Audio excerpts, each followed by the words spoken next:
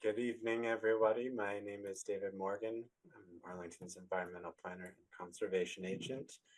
The May 15th public meeting of the Arlington Conservation Commission shall be physically closed to the public and conducted in a remote format, consistent with an act extending certain COVID-19 measures adopted during the state of emergency, which further extends certain COVID-19 measures regarding remote participation in public meetings until June 30th, 2027. This meeting is being recorded and the recording may be made publicly available. All materials for tonight's meeting are at the link in the chat that I have just entered. Please note that the chat feature may be used for questions and comments that contribute to the Commission's procedures, and if it's used otherwise, it may be disabled at the chair's discretion. A public comment period will follow each hearing. We have one hearing tonight. The Conservation Commission encourages attendees to ask questions and make comments during that period. Chuck Taroni is our Commission Chair. He'll facilitate tonight's meeting. Each vote taken during the meeting will be conducted with a roll call vote. So over to you, Chuck. Thanks, David. Welcome, everyone. This is the May 15th Conservation Committee meeting, and it's 7:02. So I'll just review the agenda first. We'll review our minutes. We'll talk about correspondence. We have got some letters about the fishing line and an update on an acceptance of the appeal for Thorndike. So the discussion items, again, fishing line impact, Eagle Scout project at Great Meadows, a review from all our groups, all our liaisons, water bodies, CPA, tree committee, Sims conservation restriction.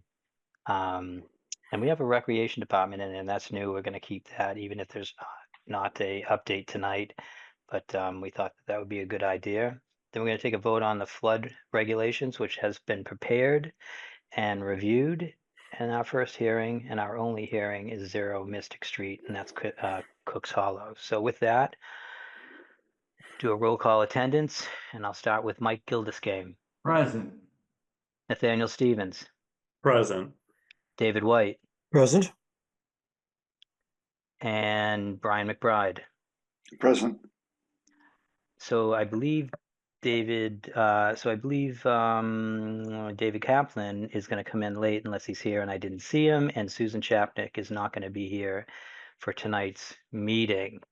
And so our associate members, Sarah Alfaro Franco, is out tonight, and we have lastly but not least Eileen Coleman.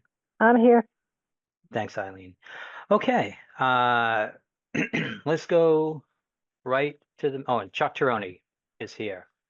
Thanks for that. And let's go right to the agenda and go to the minutes.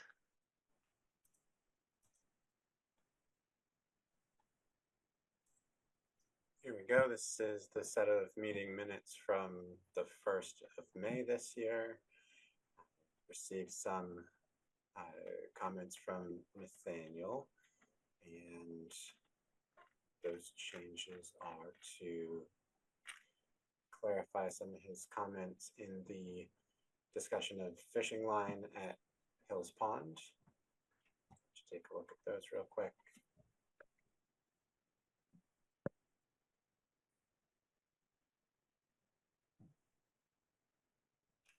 And then some of my comments about the authority that the Conservation Commission has at Hills Pond, just clarifying where those come from. And also he clarified his final statement about putting floodplain regulations in a separate set of regs rather than incorporating them into our existing wetland regs. Oh, David, there's a minor update from the CPA update. The project is actually called the Foot of the Rocks project. Good catch. Thanks. Anything else?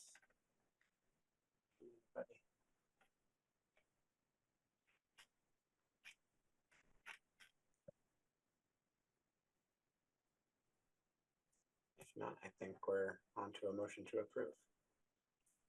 Can I get a motion? I'll make a motion to approve the meeting minutes. Second? Second, David White. So we have Mike Gilderscame, I'll say yes again. Brian McBride, Approved, yes. Nathaniel Stevens, Yes. and David White. Yes. And Chuck Tironi says yes. Okay, the minutes are all set.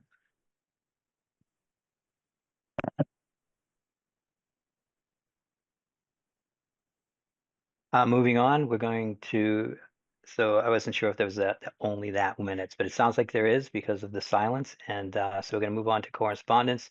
And I'll just let you know that we received a few 4 to 5 letters about the fishing line at the Menominee Rocks Park, and received a letter that's in our correspondence from the Massachusetts Department of Environmental Protection.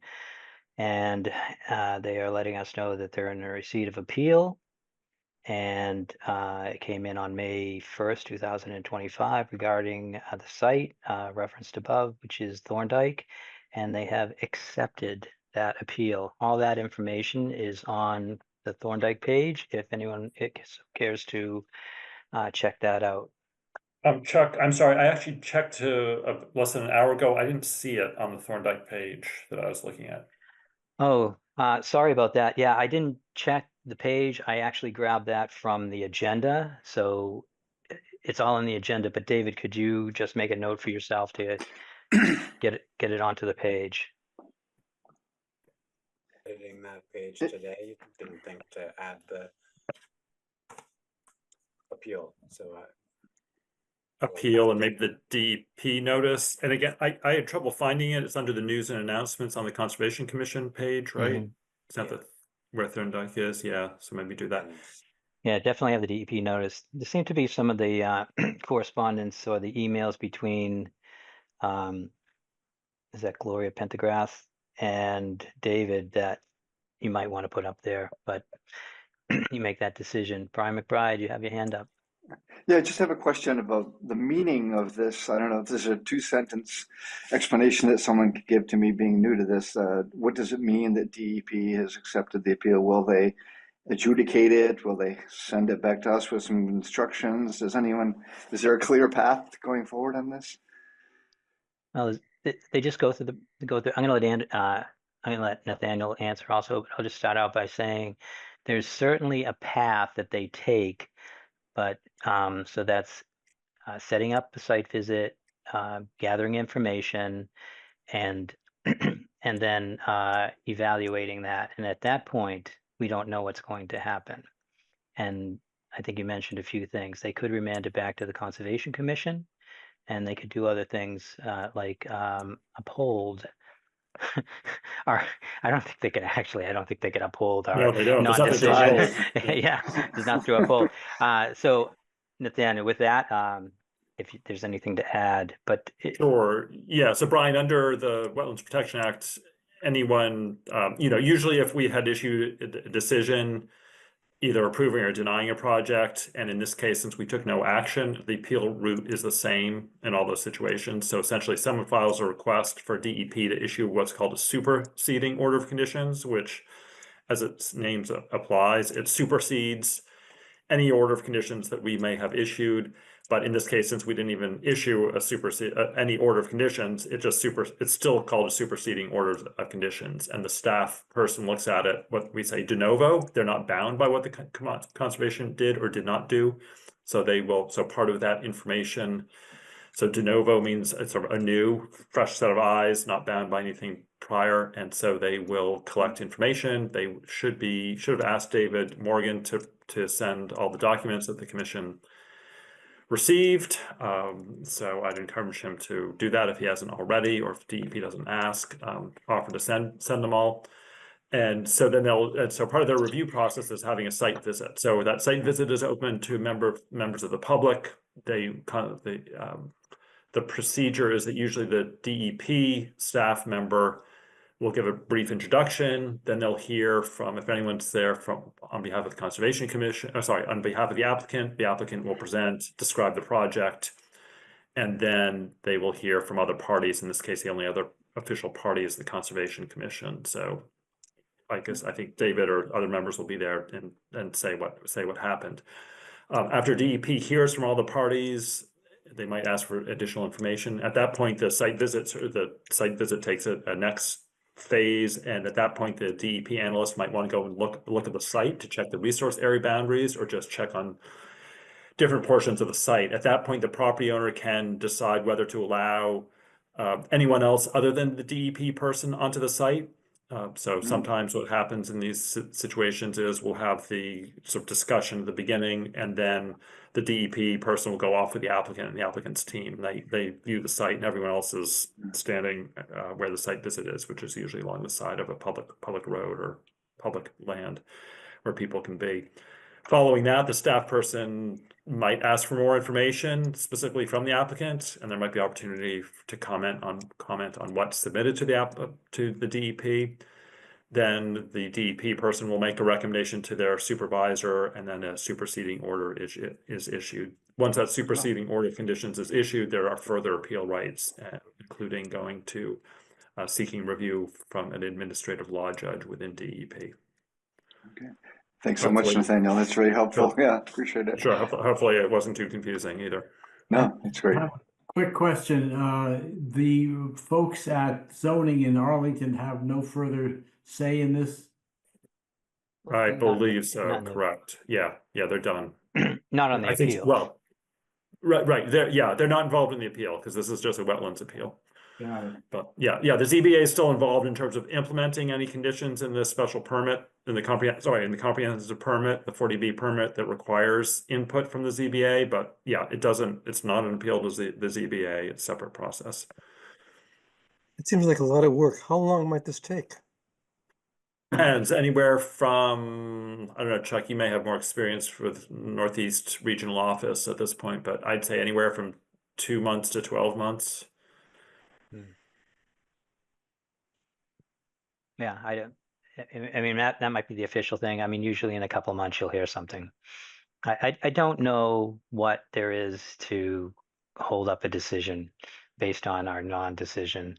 Other than it's a at the local complicated level. project. Yeah, I mean, it's a big project, so yeah. Yeah. Yeah. So we'll find out. Encourage everyone to go to the everyone on the commission to go to the site visit. It's a good opportunity to make your points known, and I think Nathaniel alluded to this, but there may not be another opportunity. So for the commission, the applicant has many opportunities to submit information. Well, the commission can, but yeah, but part of the process is the DEP analyst, Gloria, I guess her name is.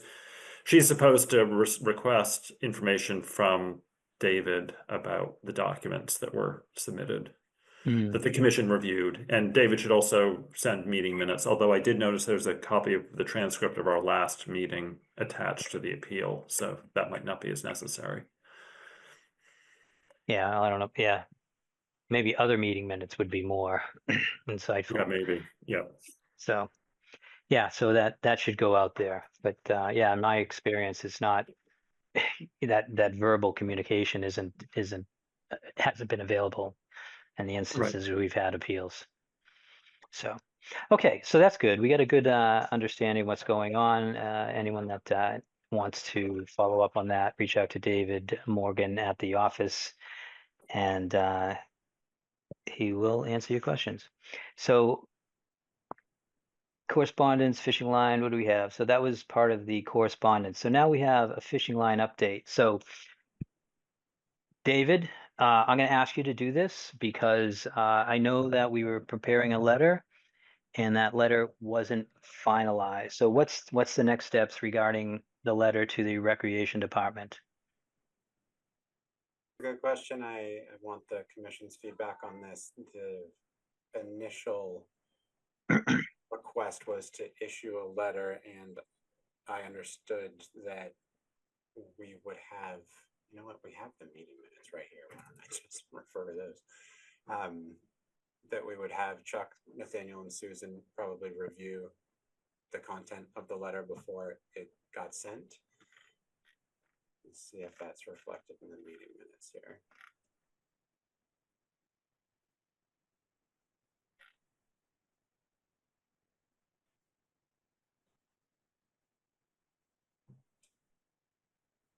It was not included in the vote language. Yeah, we don't usually put in that. It's kind of a Yeah, just thing, an but- administrative note, but that's what I recall from rewatching the recording. So since we're here talking about it again, I'm happy to revisit that decision if you would like to and talk about it further here or delegate. I think Nathaniel, I'm not sure you had a chance to look at it and make any edits, but I do know that Susan made some comments. I talked to David about my comments, but I think it's appropriate to ask Nathaniel to take a look at this and then send it back to Susan, myself, and David Morgan. So that would be my suggestion. And to see Sounds if we can good. get it Yeah. off next week. I should be able to take a look at it tomorrow if you send it to me. I can take care of that now. All right. All right, so that's the fishing line update. Is there an update on when this might get back on our agenda? Maybe that would be needed for people that are attending the meeting, listening later. Where does Park and Rec meet? I think they meet next week, right? Wasn't that one reason why we were going to send it? They met 2 days ago Oh, they did. That's right. Okay. on Tuesday. Yeah, so I think it'll be, is it another month to their next meeting? They usually meet monthly. Probably. Well, hold on. I'm on the town website. Hang on, I'll check. And they've had that habit of alternating their sort of administrative versus like public meetings, for lack of a better term. They have a meeting scheduled for the 27th. So in not this next week, but the following week. Yeah, the Tuesday after Memorial Day. So we could send the letter in advance of that meeting, provided everybody gets a chance to look at it and is in agreement. Yeah. Yeah, I think just so the rest of the commission knows, we will finalize the letter and send it out without bringing it back to the commission. You'll see a draft at the next meeting that Just has let already us been know what it delivered. is. Yep. Yeah. Okay. Great. Let's move on to that was fishing line update. Oh, so now it's not 7:30, and I know there was a request to start this scout proposal at 7:30. Mike I'm wanted not to be at sure. 7:30. Yeah, Mike Tepazinski. So let's hold off and go to a water bodies update.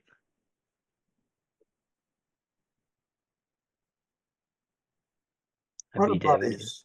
Mhm. Okay. Things are moving along. Hills Pond was actually tested and treated today. We report in that. Some herbicide and some phosphorus treatment. Spy Pond is being treated next week, I think, 5/20. Is that correct, David? Yep. He said yes. Okay.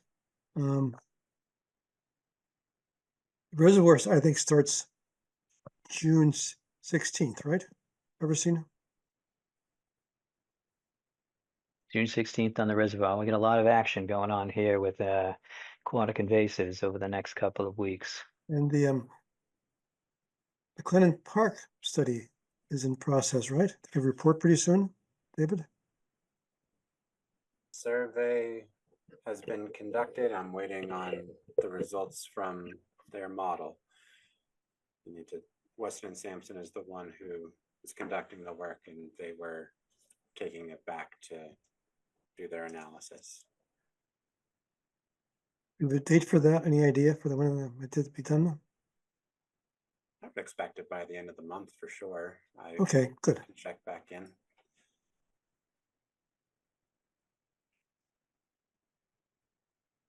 All right. It's pretty much water body stuff. I just want to mention that the zoning overlay change got approved. Thanks to David Morgan's assistance. I saw, sorry, I step on anyone? I saw an email about the water level at the Spy Pond being too high. Was that at the res? It's a res, still Was too that high. was that resolved, or were you just I'm waiting for them to respond. okay? Basically, it's a little bit, it's a couple inches too high, which makes the Mhm. emergency spillway wet, which shouldn't be wet all the time. So I've contacted DPW and Park and Rec, and they should be able to adjust that eventually if I nag them enough. Okay, is that it? Oh, one more thing, Spy Pond, they lowered the level at Spy Pond down to, I think, 30.5 is the target centimeters, and it was too cold for the alewives to come through. So maybe in the future. All right, all right. So thank you for that, and we're going to move on to CPA. And as I understand it, this is Brian McBride, a good friend of Joe McDonough from Reading. Oh, you know Joe McDonough? That's No, hilarious. he came in and said he knew you. He wanted to make Okay, sure I yeah. knew you. Yeah, I've, yeah, I've known his sister since 1985 or something. Yeah. yeah. There you go. Great Small family. world. Yep. So CPA, I just looked at the town meeting update. It hasn't been voted on yet. Any minute now, I guess. I put the document in the chat, and if anyone wants to look at what town meeting will vote on. The only other thing is the Hills Hill project has started, as well as the Foot of the Rocks. And I was over there the other day. They got the bike pump track area fenced off, and trees have been removed. You know, a fair number of trees have been removed. So that's underway now. I think, I don't know, David, if we ever get to the point where we're doing a memorandum of understanding with PRC on various properties like the Crusher Lot and so forth, we may want to look at the preservation of the remaining part of Hills Hill, a worthy goal and something that PRC has agreed to sort of in principle, that it would be left alone and left wildish. That's all I have. Oh, Yeah. all right, thank you, thank you for that. So we're going. So if we're going to go in order, we'd have the tree committee next, but Sarah Alfaro Franco is out tonight, so we'll skip that and put it on the agenda for the next meeting, and that'll bring us right up to the Sims conservation restrictions. So Nathaniel Stevens, I don't know if there's an update, but the floor is yours. Yes, thanks. We had a meeting last week with David Morgan, and I met with the property owner representatives, property management representative, Beals and Thomas, who's been hired by the property management company, the property owner, did meet with 2 or 3 of the abutters where there are encroachments, so he's working on that. And then in terms of the forest management plan, we are expecting, I was hoping to get an update by today from them, but we do know that Brian, what's his name? Cathcart. I can't remember his first name. Blanking. Someone, Cathcart, the guy who prepared the forest management plan. He's working on the revisions that we discussed and sort of building out that outline that the commission approved when we last discussed this. So that's the update, and we are When would we going like to to see meet that? When again. would we like to see that update? I'm sorry? When would we like to see the update? I'm waiting to hear. That's why I was hoping to get an update on when we'd get the Okay, update. So I don't know. No, I was just checking my email. I asked them have any chance. Oh, that's right. I did email them today, and I got a bounce back saying the contact Adam Post was actually traveling. So hopefully we'll know soon. All right, great. They're working on it, and we have another meeting scheduled for sometime in June. This is great. I So- like how these updates come in. It seems like we're at least moving. At least we're visibly We're moving in the right quickly. direction. Yeah. Motion. Yes, not the speed we would like, but moving the direction we would like. Yeah, seems good. Seems good. The updates keep coming, and progress is happening. So with that, we'll move on to this is David Morgan. So I don't know if there's a recreation department update. They just had a meeting a couple days ago. You let us know. Yes, I met with Natasha. We talked about the fishing line issue, and she said that she's interested in reconvening the working group that was formed to address it previously, which I think had been rumored, but coming from her, I think as good as confirmed. They'll be looking to do that, and I think we have made mention of that in the letter that you'll eventually see, saying that we support that measure and would like to be involved. So that's the update on that piece. I think that's everything that's germane to conservation. I talked with her about some soil compaction issues, some related things. I did give her the date for the water chestnut harvesting at the res. So everybody's in the loop. David, when you were talking to her about the fishing line working group and the Conservation Commission's involvement, obviously you know that Conservation Commission would love to jump on it, throw a member out there, but did you talk about other options than just members showing up? Would this be something, I guess we could be part of the working group. We could have a voice through you and your meetings. Were any other options talked about? I don't even know what day or time, and this is probably too early in the process to find that out yet. But what do you think we're going to need from the commission? Because if we need a member, I'd like to know if I'd like to know who's available. Yeah, they need to review the composition of the original working group and see which members had participated in the past who might still be interested in doing so. I think based on our presentation from Save Arlington Wildlife, in that conversation, there were a few members attending that meeting who expressed interest, or a few past members of that working group, I should say, who expressed interest in rejoining. So I think they'll get some members back, but I've never seen a list of who was on that working group and don't know how many people, or if there would be names that I would recognize or anything to that effect. So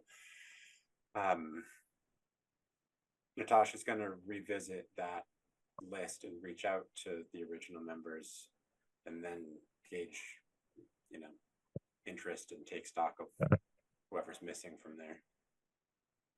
I don't think a Conservation Commission member was on that group. No, I don't think. Yeah.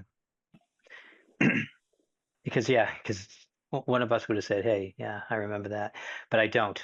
And obviously members change, but I don't remember that. And Nathaniel's not saying anything. And we just heard from David White. So Brian McBride, I see that your hand is up. Oh, maybe just a thought. I don't know, David, if you discussed with her the idea of a moratorium and whether that might come right away, and then the working group would work it out behind the scenes, or if they felt less excited about that and wanted to do the working group before any moratorium decision was made. Yeah, the word that I got was that Park and Rec was not enthusiastic about pausing or banning fishing at Hills Pond. They didn't want to pursue it. So I think what would have to result, and if that is the case, is that the working group would need to make a recommendation and Park and Rec would need to follow suit, and or this body would need to take some kind of action. And all of this is still a bit of gray area. I think we need to figure out what the town wants to do and what is possible to do. So do we have, so we have the working group and we have shutting it down. What about hiring someone to clean up and then start working on the trees? I suspect that's the forestry department, but the tree work, but the cleanup, that seems like that would be like a Essex Environmental or something, one of those guys going in there and doing the cleanup around the edge. I think some of the people are doing that already. I'm just, well, that's great. Is there a way to track it? Do we know it's been done and it's completely clean? So what we see the next time Ellen is Reed would new? know. Ellen Reed would know. Yeah. All right. So if it's clean and then it's just the trees, is that something that the commission could be proactive on and have in the letter that we've approved or we already allow a certain amount of canopy to be cut per our regulations? Maybe that would be something we could add and or to send to the forestry department. I'm just thinking out loud here. We're getting up to I heard some of the people from the neighborhood said they don't want the trees cut back much at all. So we have to think about that factor as well. well, we're gonna have to do something, and I know that no one's gonna like There's a bunch of work- everything or anything that we do. I mean, the fishermen won't like if we stop, moratorium there. And I guess whatever's using the pond wouldn't like people trampling through it, trying to clean it up, and people aren't going to like the trees. But problem is, we've been presented with a problem, and someone's asked us to help. So some decisions are going to have to be made. So I'm just trying to get on track with where the commission's going and get a foothold so we can move forward with something. All right, David, that's, I guess an update's needed. At the next meeting, we want to talk about the trees, see if they can be trimmed, when that could be online. And if David White, it sounds like you knew about the fishing line being cleaned up or who to reach out to. Maybe we could find out if that's Ellen Reed said been, it's been cleaned up. it's all done. It's all Ellen cleaned up. Reed says they keep on top of it. Okay. Ellen Reed, who's Oh, involved Ellen. with Friends of Menominee Rocks Park, I think. Water Bodies Working Group. Working group. Okay, and is on the Water working Bodies group. Working Group, yeah. Water Bodies Working Group. Okay. Okay. Great. Just before we go to the scout, I just want to let you know that we let a snapping turtle, we freed a snapping turtle that was rescued over the winter in Reading. And the group that came out there was called the Turtle Rescue League. And the Turtle Rescue League has also signed on to this problem that we're having up at Hills Pond. So it was a funny connection out there on Monday night when they were letting Rufus go and then say, hey, are you the guys that, want to help the town and support the town cleaning up and banning and whatever it's going to turn into? And they were all for it. So it was kind of a great connection there. It's a good group. They work on a shoestring budget. So, and I implore everyone to look up their site, Turtle Rescue League, and see what they're all about. If you feel like donating, do that. So with that, Connell is here to talk about Bear Meadow and his project, and I think it's past 7:30, so we're good to go. And Mike is so- here. And Mike is here, great. So whoever's going to be speaking, could you introduce yourself for the record and then start your presentation? Okay, so I'll be speaking. I'm Connell Schutte. I am a current Life Scout in Troop 306 from Arlington, Massachusetts, and I'm here to present about a proposed Eagle project. I'll just share my screen real quick. I am proposing to replace some boardwalks in the Arlington Great Meadows. So a bit about me. I'm Connell Schutte. I've been a resident in Arlington since I was around 1 year old. I enjoy Arlington's conservation areas and they mean a lot to me. So keeping them up to shape is really important to me. I'm currently a Life Scout in Troop 306 and I'm working towards my Eagle project.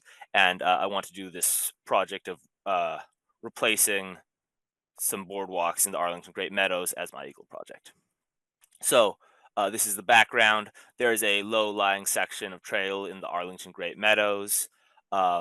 It gets muddy very often when it rains. It's in a wetland. And there are already 2 existing boardwalks, but they are in heavy disrepair. And this is over here, this is a map. The red dot is the area of the site area where the project would be done. and this is in the Arlington Great Meadows. So this is just some more background. These are some pictures from the site. This on the very far left is one of the current boardwalks. As you can see, it is basically completely covered, and it's also rotting and in disrepair. In the middle, there are people have put down some sticks to help combat the mud, and then on the far right, this is just kind of a looking down the trail, the area, just like looking at the area.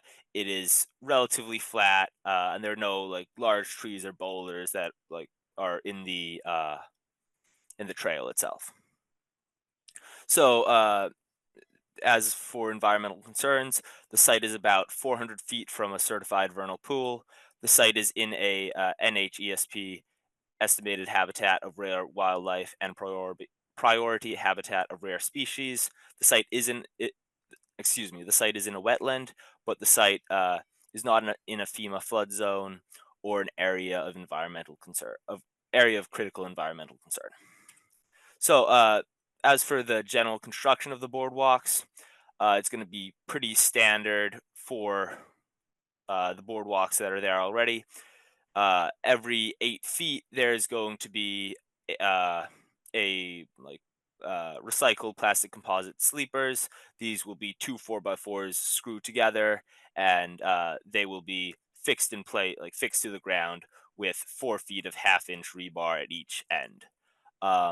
Then between those, we will have 8-foot 4x4 pressure treated timber stringers, and these will rest on top of the sleepers. And then we connect for the decking, it will be 2x8 pressure treated timber connected to the stringers. And as for any scraps and the current boardwalks, they will be disposed of properly off-site. I'm thinking we'll probably have to rent a dumpster, but they'll be moved off-site and disposed of properly. So here's some construction drawings. This on the right, on the left, it is a quick drawing of the connection to the footers. So we would have a 4x4 stringer. They would come on top of the footers. They would be connected with 6-inch screws. The footers are connected together and then secured to the ground with half-inch 3-foot rebar. So as for the end view, the plastic cleepers are going to extend a bit further than the boardwalk itself. The boardwalk itself is 3 feet wide, and the plastic footers will extend an extra 6 inches on each side. Now, the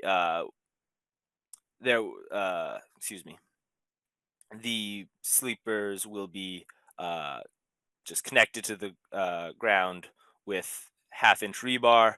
This is to prevent shifting and vandalism. Yeah.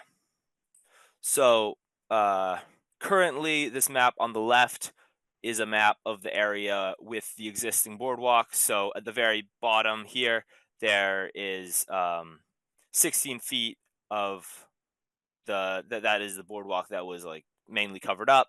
Over here, there is another 32 feet of boardwalk that is the decking is falling apart. I didn't get any pictures of that, but it's in pretty bad shape. So my proposal is to take out all of the boardwalk and to rebuild or build a new boardwalk that would be about 100 feet long. It will be the boardwalk itself. The deck will be 3 feet wide, and it will rest about a foot off the ground, between 8 inches to a foot.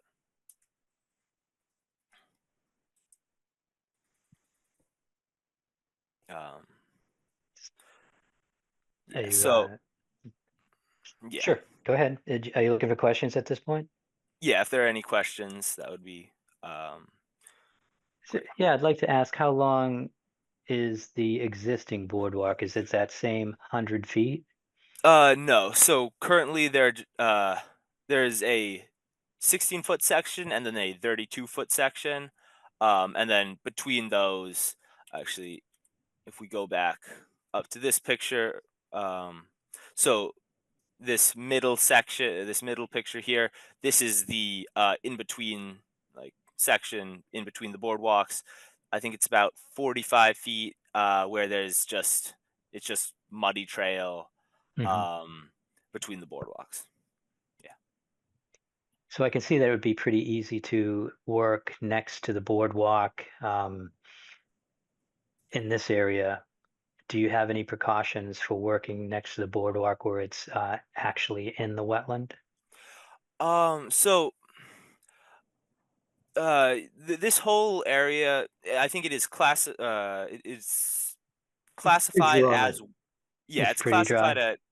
as very dry. wetland, but it's not. There's no like sitting water, but the area does get pretty muddy, and a boardwalk. At least I think a boardwalk could be helpful there. Sure, and I have one last question, and then I'll go to, looks like I see Brian McBride's hand Yeah. up. I was just at the ends, are you going to tie it into the slope so there's no step or a tripping hazard? Yes. With like a ramp or something? I don't know if Mhm. you're doing a ramp or you're gonna dig it in, but I wanted to know Yeah. if you're doing a ramp, actually, because I don't know if we want you to dig it in, but can you answer that question? Yeah. So I was planning to dig it in. I was planning to for the end cap just put one of the a plastic one of the plastic composite 4x4s as an end cap connecting and then dig that into the ground, so it would be basically flush with the slope. You're trying to make it flush with the existing trail. Hmm. That's great. All right, thank you. I'm going to go to Brian McBride. Yeah, so yeah, thank you for this project. I know my son has worked with Troop 313 on building some of the earlier boardwalk. So you're not talking about removing, repairing the existing above water boardwalks, those two longish boardwalks, right? This is in between those two longer boardwalks? So it would be removing and replacing them, because currently they're about 20 years old. They I mean, one of them's half buried, or more than half buried, and a lot of the wood is just kind of rotting away. And I think to just repair them would be just not really the right solution. And I Yeah, think just I think maybe replacing them would be. we're talking about two different things maybe. So there are two quite long Mhm. boardwalks that go over water, That's different, and Oh those yeah, are this is not that. This is a right. different. different section. Yeah. This is in between those two longer boardwalks? So That's off the long one. yeah. So over this section of trail here, there is the large, long boardwalk above water. This is there's sort of a hill in the middle of the Great Meadows, and this is around there, kind of going off the back of that. It's like a lower section of ground, but there's no standing water. There isn't Okay. any of that, but Got it, got it. And so I walk over there a lot. I don't recall having trouble traversing that area because of mud. Is it for walkers or bikers that you're concerned with? What's the problem you're trying to solve? um I mean, I guess I think that this would um like improve the area and improve um I mean, It'll I guess prevent it's, erosion. yeah, prevent it. So it will prevent erosion. It will like I mean, it will make a compact surface that people can walk on, which will prevent people from going off trail. The trail itself, I don't know if it's clear in these images, but it has kind of widened. This will, People try to, yeah. yeah, like this will make the trail like clear, and this will make the area like it will help prevent erosion. Additionally, I think that there are times when this area will get very muddy, especially like during like the melting time during the spring, and like I mean, all trails are going to be like good sometimes, but like after a bad storm, if it's really muddy, like a boardwalk there might just be a better solution. Okay, thank you. Yeah, I guess. Yeah, so I want to go Nathaniel. to Nathaniel right now. Thanks. Thanks, Connell, for the presentation and your willingness to do this. A question for you. Were you planning to speak with the Lexington Conservation Commission about your Yes. work? Okay. Yeah. So I've been talking to Mike from Friends of Arlington Great Meadows, and he had advised me that, or he had told me that I should come to you guys first to get your approval for it before moving on to Lexington to actually get the wetland permitting and the Right. Okay. like approval to do it there. Because if I understand correctly, uh, the Arlington Conservation Committee is kind of overseeing it, but it is officially in like Lexington. Like it is in Lexington, so I would have to go through them to get the permitting and such. Correct. Yep. Yep. Yeah. We make recommendations to the select board in Arlington, who's the actual owner. So if you need to file a formal application with the Lexington Conservation Commission, you might need to get a signature from the property owner, Yeah. and that would be someone in the Arlington Town Hall. David Morgan could probably help arrange that for you. Yeah. But thanks. That would be Okay, great. good. Glad you have that on your radar. So in line, I'll go to David Morgan.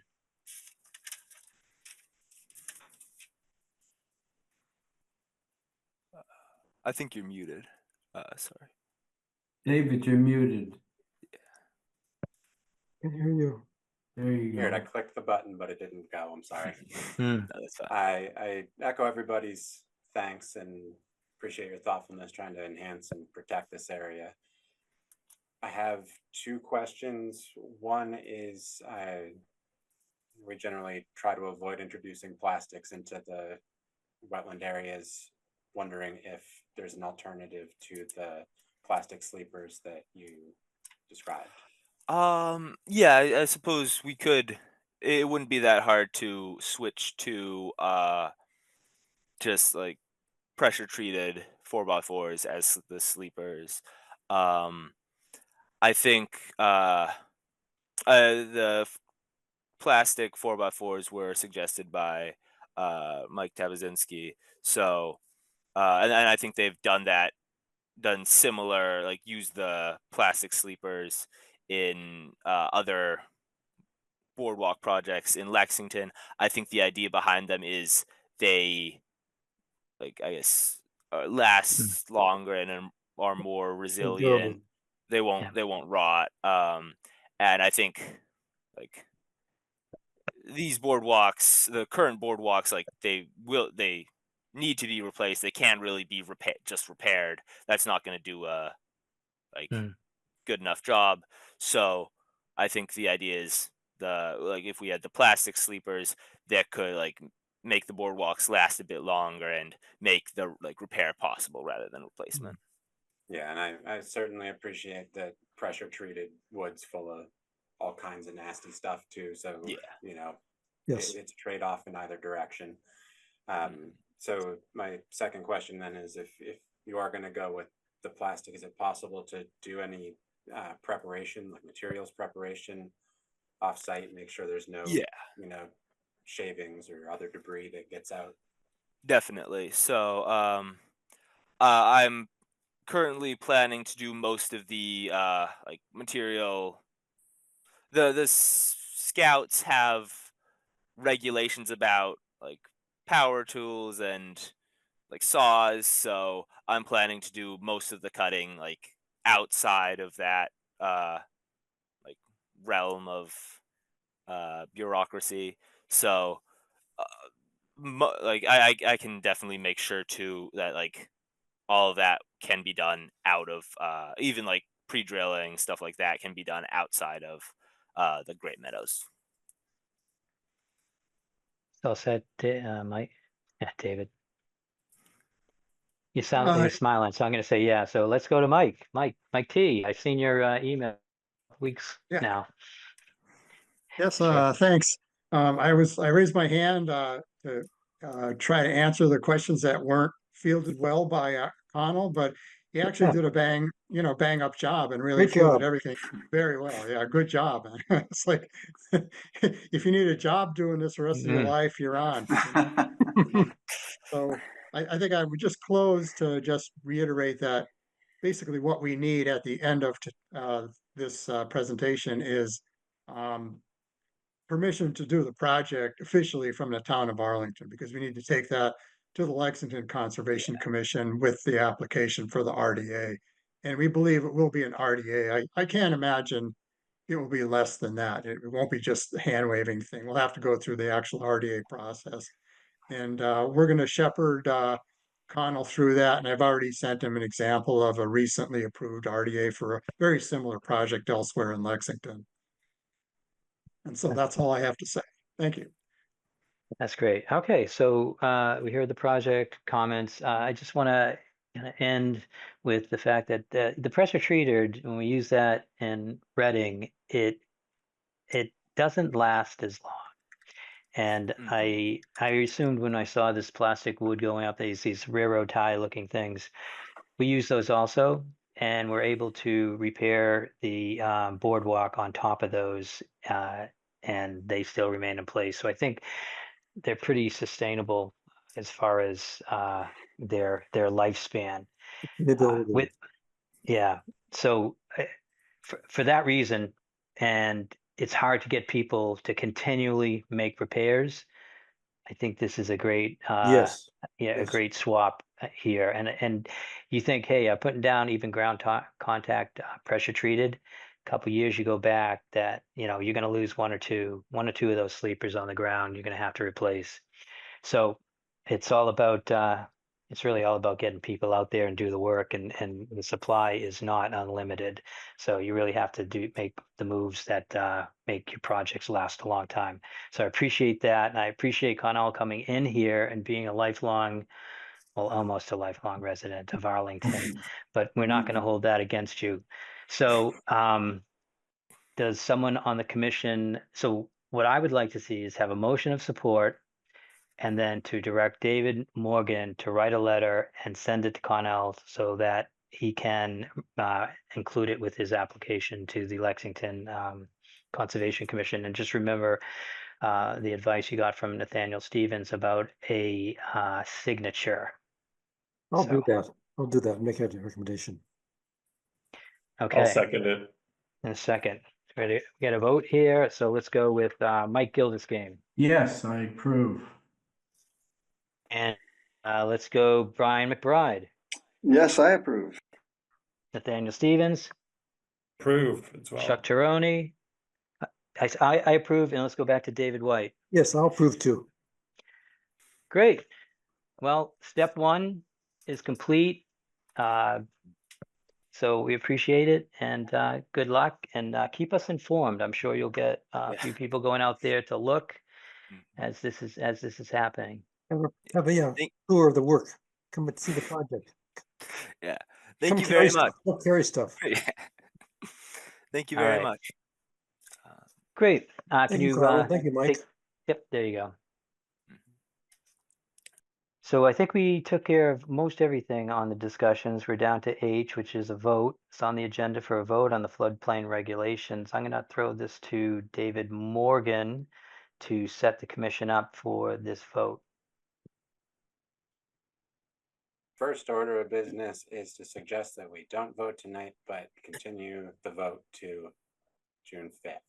Why is that?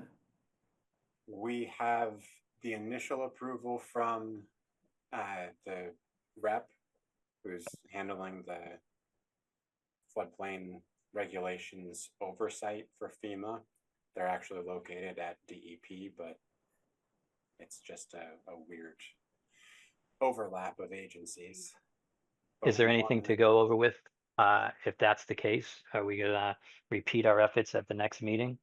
We want to get separate approval from our own town council to make sure that we've done everything by the book in their opinion.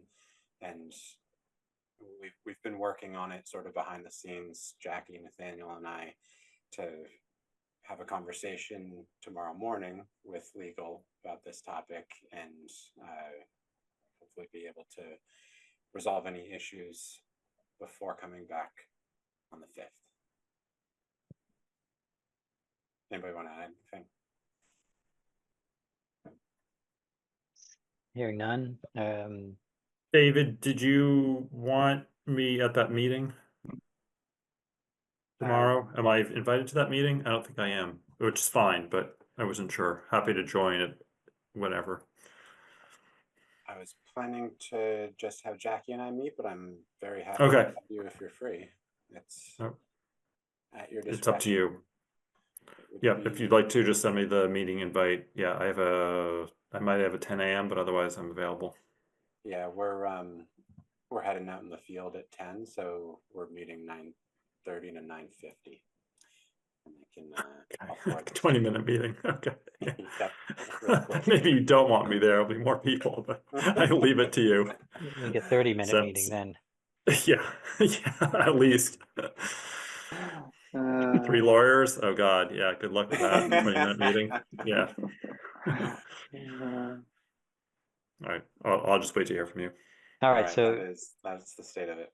So we're moving on. Okay, so we'll hear about this at the next meeting. Appreciate all the work you're doing, Jackie. You've really filled a little niche in the Conservation Commission. I really appreciate the emails, the response, filling in, helping David. It's been a good, I don't know, it's been a weeks, months, but thank you. So with that, I want to move on to the hearing number 3, last item on our agenda. We have a hearing tonight, DEP file number 910369, notice of intent for 0 Mystic Street, which is Cooks Hollow. The Arlington Conservation Commission will hold a public hearing to consider the notice of intent under the Wetlands Protection Act and the Arlington Bylaw for Wetlands Protection for open space improvements at 0 Mystic Street, which is known as Cooks Hollow.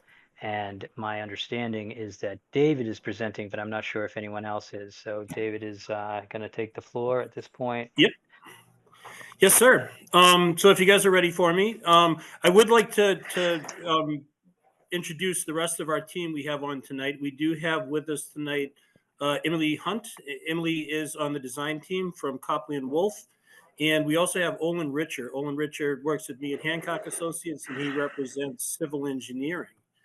So for the public record, my name is David Cowell. I'm a senior ecologist with Hancock Associates, and we filed a notice of intent and request to permit some, it's a suburban park open space invigoration project. It's your own town-owned land, Cooks Hollow.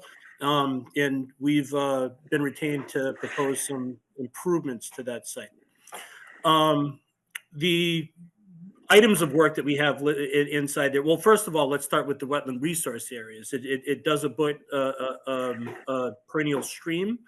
With the perennial stream comes riverfront area. We delineated mean year high water and broadcast riverfront area across the park. The other resource area we have is inland bank that's associated with the bank of that channel. And there's also not land subject to coastal storm flowage, bordering land subject to flooding. We're inland resources. I've been too much coastal work. So there's a 100-year floodplain out there. And then I understand under local bylaw that you guys have some climate resiliency policies that also includes a 500-year FEMA zone, is that zone V, floodplain as well. So those are the resource areas. Chuck, it looked like you had a thought. Were you, oh, sorry. Oh, are you on mute? I can't hear you. Oh, all right. Sorry, I couldn't hear your audio. All right. In any case, we're the Emily or actually Olin. I didn't have the plans in front of me. Do you have them that we can share on screen? Maybe if we have the existing conditions plan to put up there. I'll pull Yes. it up. Oh, okay. I can pull it up too, Olin. Oh, yeah. Okay, yeah. thanks, Why guys. why don't you pull it up? All right. You'll forgive me. I was in an all-day professional development training in Manchester with UNH and just got back a little while ago. All right. All right. If we could zoom in a little bit in your frame, I appreciate that. Zoom, zoom, zoom. Okay. So this is Cook's Hollow. It's most of the wetland resource areas are associated with Mill Brook. That's a perennial stream that bisects the southern portion of the lot. That broadcast riverfront area, inland bank is associated with the bank of that stream channel. And I believe somewhere on here we did have there was a 100-year floodplain elevation. There was actually I just wanted to point out that in our notes that this is a 2070 wetland flood elevation. Although there wasn't a LOMA filed for this, there was a formal, more local site-specific flood study done that demonstrated that the 100-year flood elevation is not exactly as mapped on the FEMA floodplain map, so that the elevation is actually quite closer to the water. And we do have copies of that study that was done that is as we've demarcated the 100-year floodplain elevation with reference to that study. So those are the wetland resource areas as they exist. Some of the issues that we're trying to resolve is we're trying to we want to install a more defined pathway through there to keep pedestrians on one track. It's also ADA compliant, and we have some native plantings that are intended to enhance the property, and we want to do some bank restoration. There's actually some areas, the areas of the bank that we're looking to restore. Thank you, Emily. It's hard armored. In the existing condition, these were sort of granite blocks. There is a small, is that a waterfall or a weir that's just to your left, Emily? Thank you. So there's absolutely, during high flow events, there is quite a bit of flow that goes through there, and I believe that's scoured out the banks. And in fact, there are some areas where these granite blocks have since collapsed and are now lying in the stream. So those are the issues. With that, Emily, I would ask if I could turn it over to you to present the elements of work that you have in your design. And then once you're through, I'll stay on if we want to turn it back to the Conservation Commission for deliberation. And of course, and I'll be here to join on any regulatory compliance that needs to be met for the work that we've designed. Sounds good. Thank you, David. All right, for the thank record, you. my name is Emily Hunt. I'm a senior associate and landscape architect with Copley Wolf. And thank you, David, for introducing the project. I did also want to mention Ian Ramey from my team is joining us as well tonight. So I'm going to present a portion of the project. This was filed as part of the NOI, the Notice of Intent. This is the landscape materials plan that David was starting to walk us through. So the main goal of this project is to promote accessibility and inclusion for everyone at this park. We know based on the existing conditions that currently near the park entrance, there is some existing brick paving, but it's not accessible. And from there, it turns into a compacted gravel pathway that goes through a portion of the park up to a very steep slope that has some informal granite curb pieces that act as stairs up to an overlook above that culvert. But right now, it's currently very inaccessible. So our project is proposing to renovate the entrance with concrete pavement, so it's much more accessible. From there, we would have a resin-bound pathway, which is accessible and permeable. So that's this portion that you're seeing here. It does follow a lot of the part of the existing compacted granite or compacted gravel pathway. But from here, we then propose an elevated boardwalk. And this portion, we've talked to the public at two different public meetings, and also through an online survey to understand what the public wanted to see with this piece and portion of the park. And it was a very strong preference to have as much natural materials as possible. So this boardwalk would be a southern yellow pine or some type of wood element. That's what it's currently priced at. This would be on a steel frame and on helical piles. In talking to our geotechnical engineer, we determined that helical piles make the most sense for the site just because we are working within this flood zone and very wet environment. And this would just have the least disturbance to the site as opposed to a more traditional concrete footing. The boardwalk would be a mix of a sloped walkway, so less than 5%, again, meeting accessibility. That's the portion that's curved. Where it goes into these straighter segments, this would be a ramped condition. So it would have handrails and guardrails, but that helps us get through the site, especially in this more steep area. We would be removing those informal granite curbing stairs, but we could actually reuse some of those pieces. They would become the end conditions of the boardwalk, the abutment pieces. And then it could be some informal landscape stones, again, within the site. We do have to remove a few trees, unfortunately, just due to the existing condition of the trees. They were identified again in a phase 1 report of the project, but we would be proposing to keep as much of those trees as we could and reuse them as informal landscape features like sitting stumps and logs in the landscape, which you can see proposed in these locations. We're going to try and reuse as many of the benches as we can. So there currently is a mix of wood and metal benches and then some stone benches.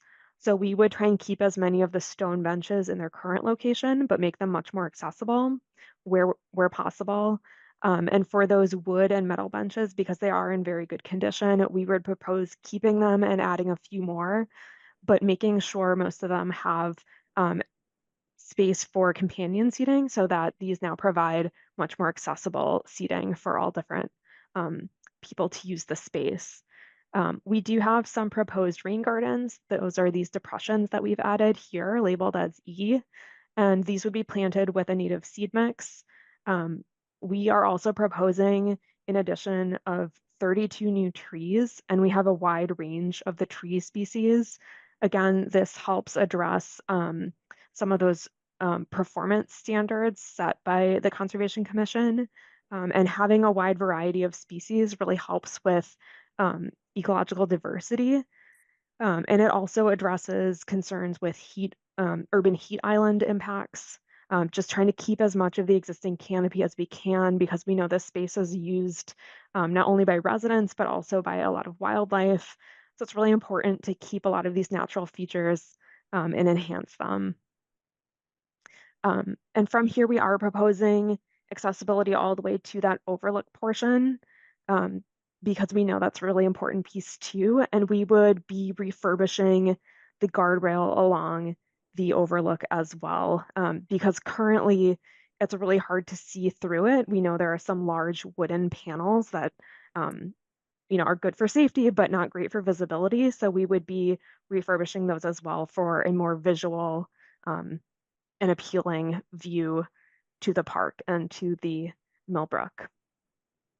In addition, we do have some art pieces as well and some historical signage. That was something we heard that was really important to the neighbors. So we want to make sure those pieces are incorporated because we know the history of this park is really important to the town of Arlington. So I think that covers a lot of these pieces of the design, and I'm going to turn it back to Olin, who's going to discuss some of the slope improvements. Thanks, Emily. So we're really proposing in one area, as you can see in this plan right here, where Emily is circling the cursor. We're going to improve the bank, which is right now falling, there's granite blocks right there, and they're falling into the river due to erosion during high flood and storm events. So our design is proposing to keep the regular flow conditions the same in the river. There's like the first course of granite blocks you can see planned down from, if you, sorry, could you zoom in on that area that has the scour blocks?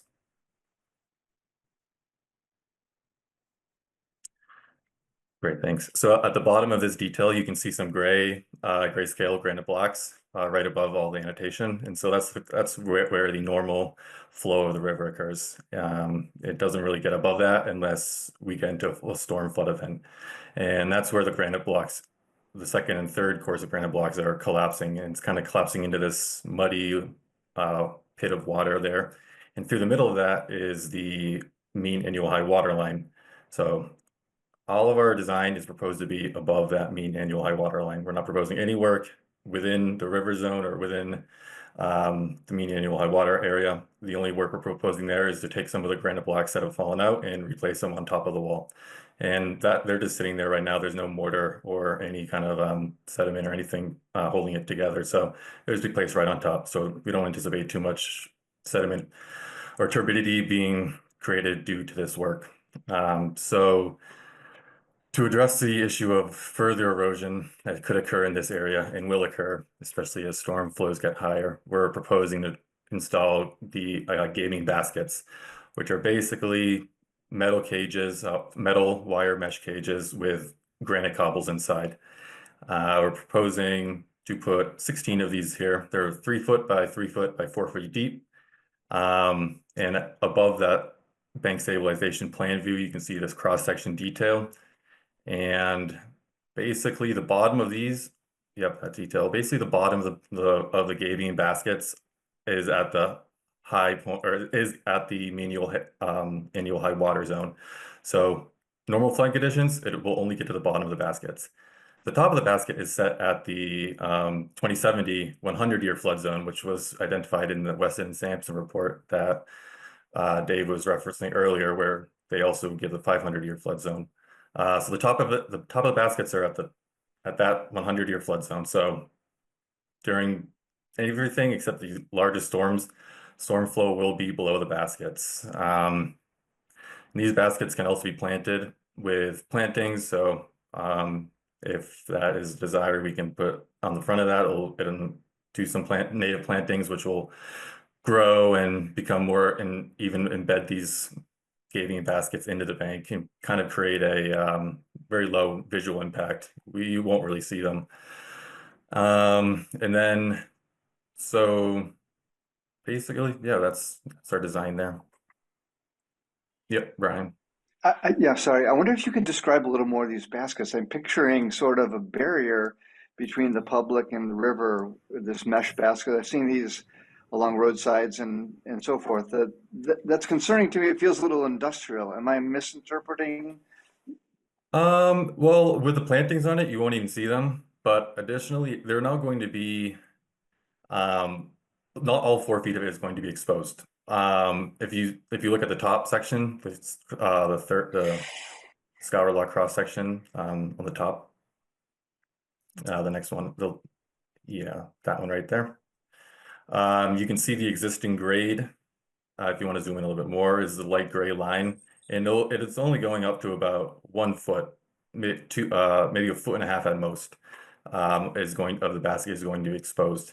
And that is pretty much consistent with what's going on there now. So right now it's has granite block steps. So there's 3 courses. Each course is about 1 foot to 2 feet in height, and that drops down all the way to the river, where you can get that first. And you can even see like the above, that's another area where the blocks are falling down. You've got 3 courses of granite block above the river. So I mean, it's already has a very steep granite bank. This is only in the one section here. And like I said, it'll be planted and have plantings in front of it. So it'll be vegetated and won't be exposed at all. Down the future, As things become more and more eroded, even then it's still not anticipated to become uncovered, as there is a second, the middle course of granite block. In front of it is going to protect a lot of that soil from behind it from eroding away. And then these gaving baskets are the third course, the third existing course. Okay. Yeah, thank you for that explanation. I don't know if you have any pictures somewhere you could refer to me offline where I could see an example of this to convince me that it feels a little more natural. That was the whole point of the project, right? To make it feel natural. And if we have this large cement cage, cage with rocks in it, concerning. Yeah, that's definitely understandable. But like I said, it's going to be vegetated, so you're not going to see the metal cage or the rocks. And even so, right now this is a bunch. I have a bunch of pictures I can send to you. Right now this is a pile of granite blocks. So even then, I mean, even it has a like 6 to 8 foot granite block wall in front of it. So Right. it's pretty industrial. Well, obviously not ideal. That's not what we're after. We're after a natural look. So yeah, thanks for that. I appreciate any pictures you can send me offline. Yep. I can speak to that just for a moment in terms of thought process that went into our design, Brian. Of course, first and foremost, we considered naturalized reinforcements of that area. However, there's a certain point, because we're right at the end of that spillway with that little weir that's right there, and that there is a very high flow energy that's in there. And my concern is that with any bioengineered stabilization of that bank, that it may wash out. That the theory is that it was harm arbitered in the first place, and it still failed. That those granite blocks have fallen in because of that stress. So I think that the gabion baskets were sort of a balance between a hard armored resolution with a natural feel to it by vegetating it and making it aesthetic appealing, and it can be seeded with a native seed mix that would encourage native herbaceous growth to grow out of it, so it doesn't look industrialized as you implied. Because yes, my first thought with gabion baskets too is steep gradient slopes along roadways where you see these metal mesh baskets of stone. So those comments are well appreciated. Thank you. I see Mike has. Mike, yeah, hold on. I'm going to do go that. ahead, David. No, Chuck. Thanks. I'm going to go to Mike Gillis' game. I see that David Kaplan's arrived. I don't know if that was noted in the minutes, but Mike Gillis' game. Yes, thank you for that presentation. I assume that during the construction here, there will be measures taken to prevent sediment from washing into the stream, going downstream. I just wondered what those measures were. Sure. I can let Morgan point out the spec detail for that, but I think that we had received some comments from the Conservation Commission ahead of tonight's meeting, and that was one of them.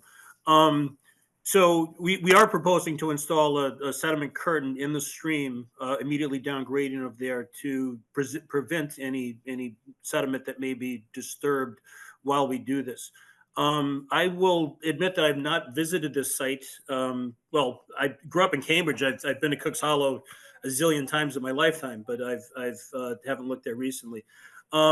Because of the flow energy with that weir right there, I don't know what the stream bed looks like, but I am thinking that that's probably a stone bottom, that sediment wouldn't fall out of suspension in something of such a high flow rate, and there shouldn't be a lot of sediment deposition at the bottom of that stream.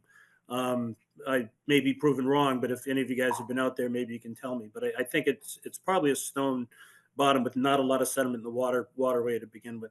And then along the shoreline too, I mean, we can install erosion sediment control. We do need to remove the granite blocks that are out there, but again, just with a piece of equipment, I think we can just grab those or link chain around them and just pull them right out of there. So I don't anticipate a lot of sediment concern, but I digress. We will put a sediment curtain into the stream to try to alleviate that concern. Thank you. And Mike, if you have any questions, maybe Olin on the civil side can answer those. Thanks. And we're also proposing to put a quire log silt sack on the up slope side of the median high water line, which will also collect the vast majority of sediment that is going to be associated with excavating for the baskets. Yep. So, Mike, are you all set? Yep, I'm all set, thanks. Okay, so we're gonna go to David Kaplan. David. Oh, David, I don't think we can hear you. I don't see him. I see him, but yep. David, you need to unmute. How about now? Can you hear me okay? Oh, there he is. Yeah. Hey, you're on. Yeah, I think my microphone on my headset is messed up, so. It's all right. So yeah, along Brian's line of questioning, I'm just trying to visualize, what the exposure of the gabion baskets, and looking at that cross section there, if you could zoom in. Yep. It does look like most of it's going to be buried and just a little bit's going to be exposed. Is that in the bank? Is that correct in the assumption, or is it, once if you were on the other side of the bank, would you see the whole face of the rock wall, exposed? You're correct with your assumption. Yeah. So at this point, there's only about a foot to a foot and a half drop between the top of the basket and the existing grade on the downslope side.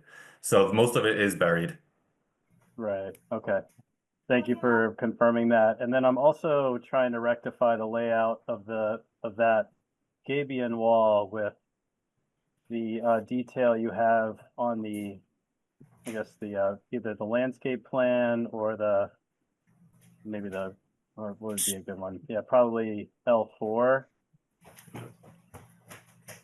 So you have that sort of like quarter moon structure there. So is that bottom row, is that the gabion wall? The top of the gabion wall on the. That's actually roughly what it looks like in the existing condition. That's the existing. So you have that bottom row. I guess, yeah, that side. That's the existing granite blocks at the edge of the normal course of the river, and it's 2 to 3 foot, 2 to 3 granite blocks stacked on top of each other. So it's about 2 feet tall, and some of those are falling off. So we're gonna have to pick those up and put it back on. And then the next course has all basically collapsed and they're just laying jumbled in the middle of that crescent moon. So they're going to be picked up and either moved elsewhere or reset as the second course. Then you have the mean annual high water line. And so since we're not proposing any work in that, we're proposing the gabion baskets on the third course, which is the top half of that moon. So the idea is that those are going to be taken out, and then the gabion baskets are going to be placed where the granite blocks are on that curved portion, and then planted, vegetated. Yeah, and if I could just clarify too, so the existing granite blocks are actually along down here, and we're actually improving and adding more aquatic habitat in this area.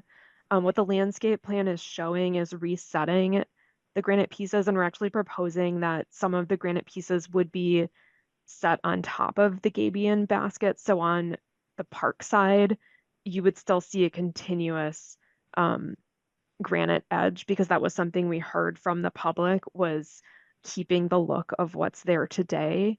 And there was a strong preference to see the granite pieces reset and reused. But our understanding, working with Hancock's team and a vendor, was that we do need these gabion baskets just for the scour protection underneath, because it helps having that set below the granite blocks, since currently the granite blocks right now are failing, since they're just set in the natural grade in that area.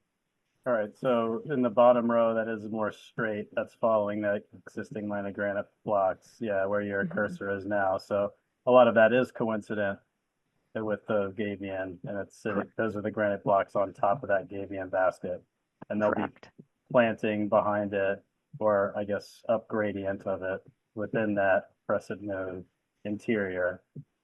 And then there'll be, I guess, square logs somewhere in front of and in back of those two sets of granite blocks as well. I believe that that would only be the temporary condition for erosion control. Got it. Right. What we oh, sorry. Did I cut someone off? Oh, no, I was just Oh, okay. acknowledging. Correct. Yeah. Okay. In this area, we would actually propose less planting. In discussing with Weston and Sampson, who did that hydrology report, they recommended less planting in this area just because it is subject to flooding. So we wouldn't have as much permanent planting within this area, and we were proposing to have a small art installation. And we would be proposing using antiqued millstones just as a nod to the mill that originally helped kind of develop this site. So those would be just an interesting feature within this space. Okay. So yeah, I just, your comments that there would be planting, that would be to Brian, that said there'd be planting softening that industrial look. Where is that planting that you mentioned? So that could be in the front of the gabion baskets. Okay. But again, I think we need to be a little prudent about the amount of planting there just because of the velocity of the water coming out of that culvert and hitting this area. I mean, it's something we can do, but it's just our understanding with Weston and Sampson is they recommended really planting up like at a higher elevation. Well, actually, Sure. these Yeah, it sounds like it's oh, you wouldn't want to plant in the floodway or something that's going to, be met with a lot of velocity. So I understand. It sounds like you were thoughtful about that, and that's just that's good. Thank sorry you. to interrupt, but actually these baskets, they have the front of them, they have pockets where you can put like some kind of grass mix or grass seeding mix or vegetation mix that is going to be able to stand up to higher flows. And over time they create like a root mat in front on top of it and really kind of anchor it in there. Right. Yep. I think Olin, you stole my thunder. I was just thinking that. Yeah, I just wanted to clarify, Dave, that albeit I don't see putting plantings in there. Like plantings usually mean woody plantings or species, but I think we can get herbaceous flood resilient species growing in there via seed mixes and things that will vegetate the area with graminoid herbaceous species. But I don't think that I can't think of any real flood resilient woody plantings that would go in, especially given the flow energy that's in there. But seeding, native seeding, certainly, yes. Thank you. All right, that's it for now. Appreciate Sure. it. So while we're on this site, I was, listening to the conversation, and this area seems like you're not recommending any planting, but what happens to the soil that's in there when we have that flood, when that velocity comes through? We're going to lose all that? Was that thought about? 'Cause it looks like year one we'll have some plants. Year 2 and 3, it may be an area that just continually gets washed out, and I don't know what it's going to look like based on this plan, but can you let me know if that's been thought about and if those flood resistant herbaceous vegetation is going to withstand a flood? Yep. Thank you, Chuck. And I believe so. Given the fact that you have that this is sort of a tiered area, right? And that I don't believe this is going to. We're talking about major flood events, which aren't that frequent, right? Albeit 100-year flood events seem to be occurring on an annual basis with climate change. But I don't believe that that's going to flood to a frequency and degree that I think we can get seed mix in there. We can get some vegetation established there. The root structure from those plants do provide some soil stabilization and aid. It's not just I'd be more concerned about bare soil in there being washed out without that stabilization.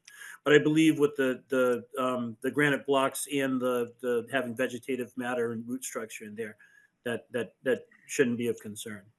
So you're only thinking that this is going to happen occasionally. We may go a couple years, or it might happen once a year. I was thinking until it established, did you think about putting an additional barrier on that granite in the front there, and then just trying to plant it early, make sure it takes root and it establishes itself, so it gives it a chance to thrive.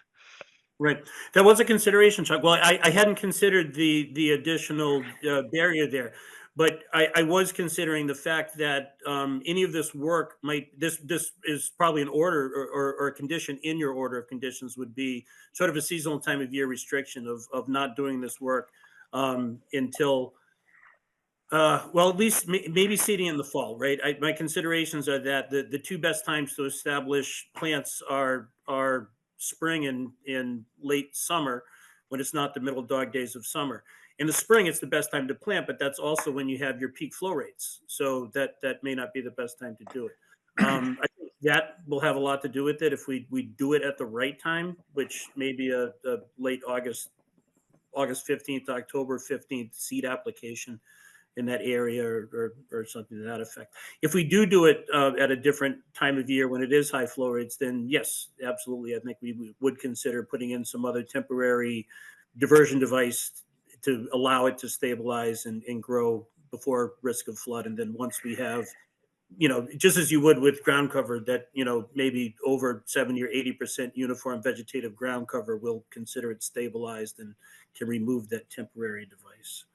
So it's certainly on the table. I can't think of a specific diversionary. My concern was device the late summer planting and then that spring thaw, spring flood, spring rains. So that would probably be an element that we would have to consider. Brian McBride, I know you had your hand up for a while. Why don't you take the floor? Yeah, thanks, Chuck. So this is another sort of industrial versus natural habitat question. I know there was a lot of pushback during the public meetings about the elevated path from the middle of the project to the overlook. And I wonder if we could see a profile to see how industrial that looks, how high it is. And is there a way that you've addressed those concerns about having this sort of looming bridge is an important part of the park? Yeah, I'm happy to talk about that. So that was something we heard at the original meeting. I'm actually just going to share a quick image of what we had presented at the first meeting. Apologies, let me just get to this. So these were two concepts that we had redeveloped from the phase 1 portion of this project. And we did hear loud and clear from the public, especially, this concept too, with these overlook pieces really jutting into the park. These were not preferred. So our team studied, these are the same version, sorry. Let me just get to the other one. We studied really pushing the boardwalk system to the perimeter as much as we can. And in doing so, we also were able to gain better access for the Cusack Terrace residents. So the boardwalk currently where it's placed is really right up along the sloping edge of the park where there are a lot of invasive species. So it really helps kind of kill two birds with one stone, with now shading out some of those invasive species and removing them by hand in the phase of construction will potentially help somewhat keeping them at bay. In the curved portion, the boardwalk starts at grade at this portion, and it's no more than 28 inches above the existing grade. Again, here it's only a few inches. Near this portion, it gets closer to 28 inches. So again, that's where we start to have the guardrail along this side. I think it would be helpful for us to draw an elevation just to understand, so to help everyone understand the height differences, because again, here we're meeting the grade at Cusack Terrace, but there are portions where we are over the 28 inches where we have the guardrails. Yeah. Okay. I know there's the difference between the height at the river level and the overlook must be 5, 6, 7 feet or something. But there's not a section of this path that is elevated in that manner because it hugs the hill and uses the hill for the elevation gain. Is that right? Yes. Yeah. So I would need to double check, but we tried to keep the grading quite similar. Actually, I can just open the grading plan so you can see. So we have the boardwalk grades are in these rectangles, and then the proposed grades are these dark contours. We did have to do some minor regrading just where we have a lot of that erosion and where those informal stairs are located. So this is just helping smooth them out and push them out a little bit to help prevent additional erosion. And this area will be replanted with a lot of native plant perennials and ground cover mixes. And that's where the Like, stairs are now, Emily, isn't it? The yes, current stairs correct. go up there. So we're, Mhm. I guess the good news, we're able to recover some natural habitat in that area where the stairs are by pushing the path to the side of the hill. That's a plus. Yes, Mhm. yeah. Thanks. I don't want to divert this conversation. No, this isn't on the Wetlands Protection Act. I thought folks should know, though, there was this concern about this sort of industrial looking high elevated path, and it seems like you've addressed it. So thank you. Yeah, thank you. I see that David Kaplan's hand's up. Is my microphone working now? Yes, it Yes. is. Oh, all right. Miraculous. So I'm looking at that 25.04 grade, where at the end of that 7.3% grade. And then, so the surrounding area it looks like you're carrying a 20. So is that on stilts? Is that 5 feet above the existing grade? Or it sounded like from the explanation that you are sort of hugging and utilizing the existing grades to the extent, and the boardwalk would be flat on the ground. So it is raised in portions. So the curved part is no more than 28 inches above. That's why we do have to do some minor fill within this area. But you're correct. This is probably the most grade change that we have is right in this platform area. But we would have guardrails as a safety protection measure and handrails because it's a ramp. Because there is so much grade change. I mean, we could continue to pull the slope down, but we did hear too that it seemed in the better interest of the park to try and leave it as natural as we could instead of really extending the slope down. That would be a pretty big change to the area. And we also have existing trees that we want to protect, so we don't want to impact the root zones of them. Oh, it sounds like it was very thoughtful, and just wanted to get a better sense of the the visual, how everything's going to be laid out. So thank you. You're welcome. And again, we can provide a section to help understand where these grade changes are. Thank you. That would be helpful. So I don't see any other hands up. I don't see that Nathaniel had a chance yet, but I had something here from Susan Chapnick, and she wants me to read this comment. And so she would like to see either a raised boardwalk for all the paths in Cook Hollow or a natural surface that is accessible rather than asphalt. This would preclude able-bodied people from walking off the path, and if they wanted to access the brook, but would prevent adding asphalt or others impermeable surfaces to the pathway materials. So she's advocating for an elevated pathway throughout, just to keep impervious surfaces off, outside of this project. Was those considered? I'm sure it came up in your discussions. Emily? Yeah, I'm happy to address that. So the only area that is impervious will be the concrete entrance. This dotted hatched area labeled as B is a resin-bound aggregate, which is actually a pervious material, and also provides, oh, sorry. I would say even so, I'm sure, so Susan would probably have let you go, but I'm gonna say I think she knows that. So so the question is, have you looked at a raised path in this area rather than what you have there? Oh, sorry. Is the question to like start grading here and raise the entire path throughout? Yep, I think that's the question. Yeah, or a more natural surface, not this aggregate. Oh, for the aggregate. Okay, yeah, that's a great question. So originally in the phase 1, it was listed as either permeable concrete or asphalt. But in talking to the community and to David Morgan, we looked at other options. So there could be something like permeable pavers, but they're very expensive. We did look at potentially connecting the boardwalk all the way down, but again, that's expensive as well. And we are trying to keep costs, it goes hand in hand with the design. So it would essentially, almost double the length of the boardwalk. And right now we are, I think, at a point in the cost where we don't have a lot of additional budget to put it in.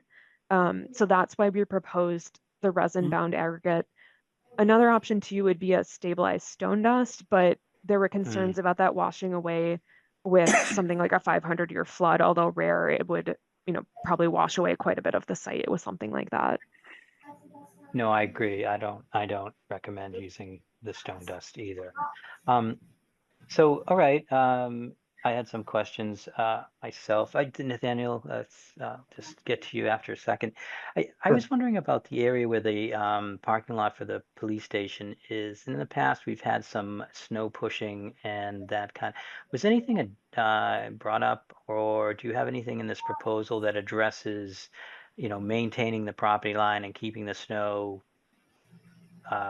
from that parking lot out of Cook's Hollow? Because it looks like it's pretty close to the path, trees, all that.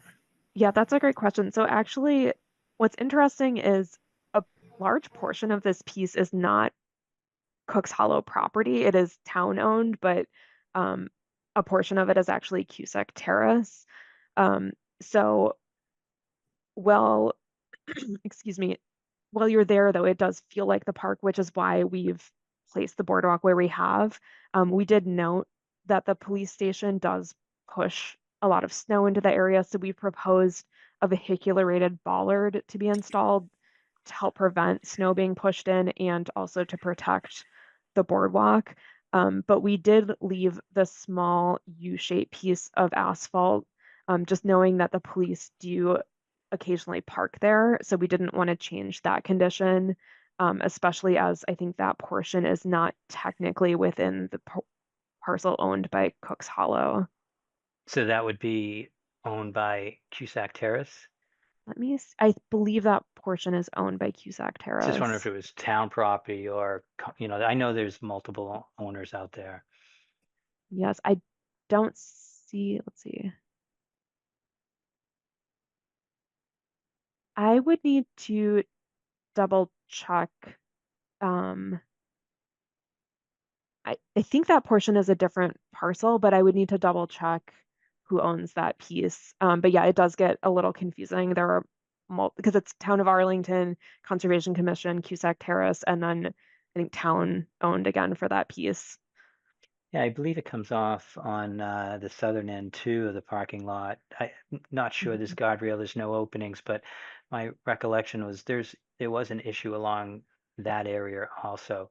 And I'm not asking for any conversation with the police department. I'm just saying, do you have your seed mix correct for a more salty, sandy base?